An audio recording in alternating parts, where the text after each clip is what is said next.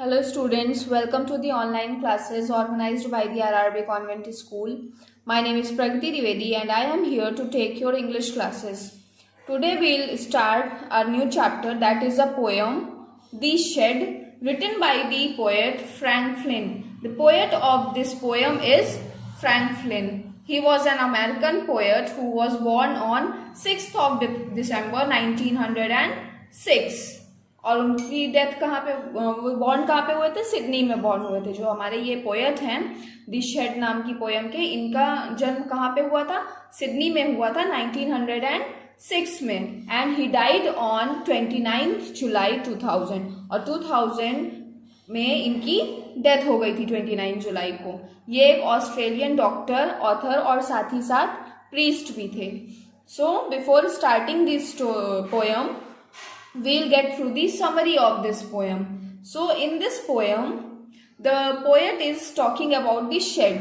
Do you know what a shed is? आपको पता है shed क्या होता है?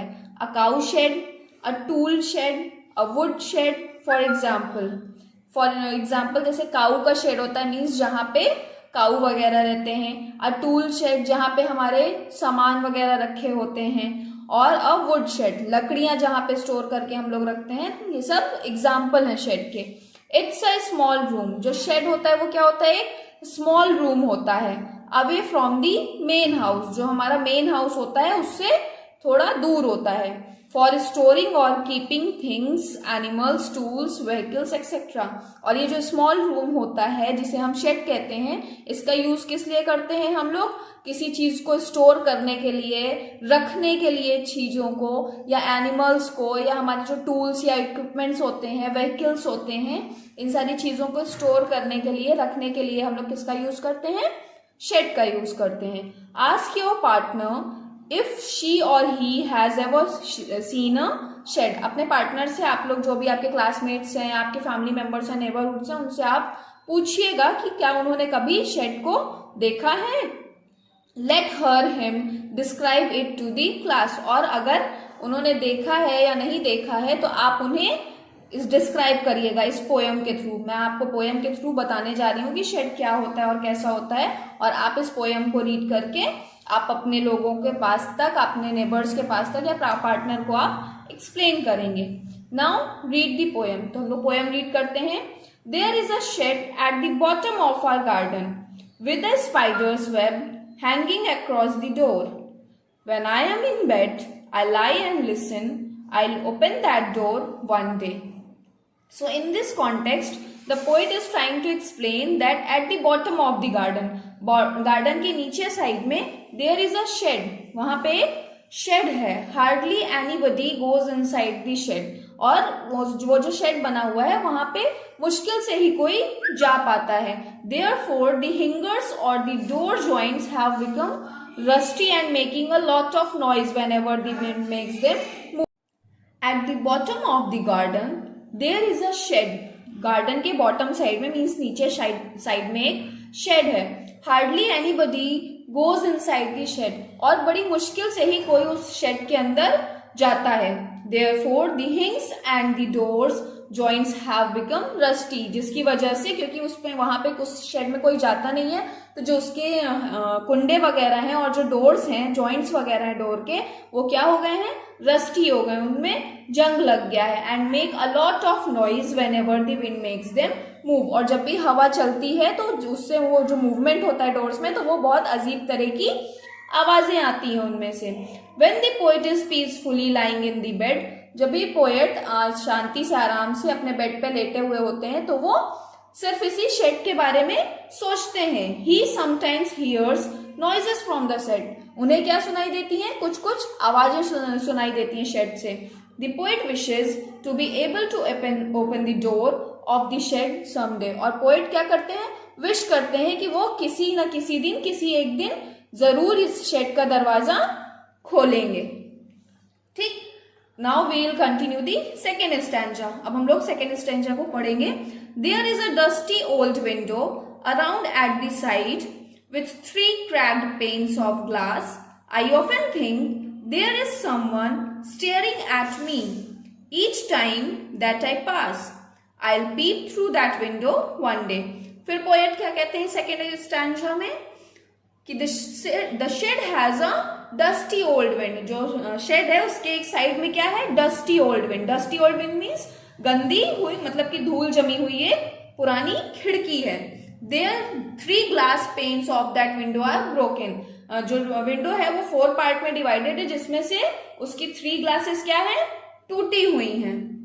Whenever the poet passes through the shed, और जब भी पोएट क्या करते हैं, शेड के पास से पास करते हैं मीन्स गुजरते हैं, he gets the feeling, उनमें फील होता है कि कोई उन्हें स्टेयर कर रहा है. स्टेयर कर रहा है मीन्स घूर रहा है या ध्यान से देख रहा है.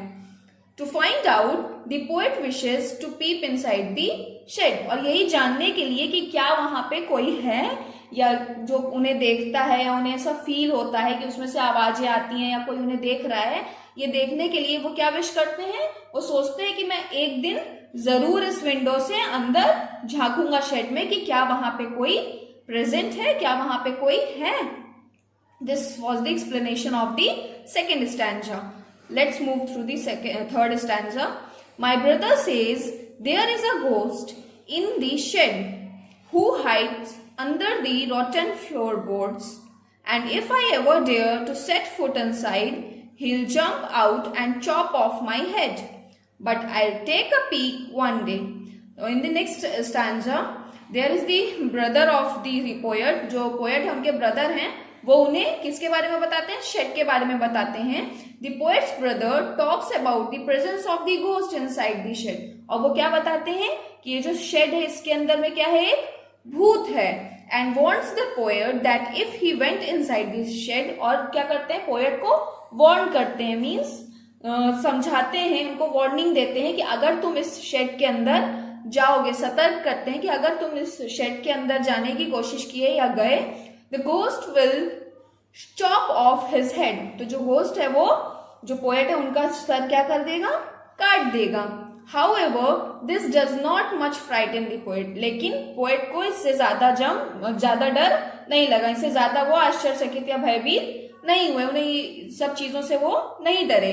He still wished, उन्होंने फिर भी बस वही, उनकी यही एक चाहत थी, वो यही चाहते थे कि एक दिन, to the one day step inside the shed and see for himself. वो एक दिन के लिए या एक बार शेड के अंदर जाएं और वो खुद से वहां पे जाके चेक करें कि क्या वहां पे कोई गोस्ट या कोई है जो इस तरह की चीजें करता है, या जो उनके भाई या ब्रदर है वो उन्हें जो चीजें बता रहे हैं, क्या ऐसी सारी चीजें प्रेजेंट हैं शेड के अंदर.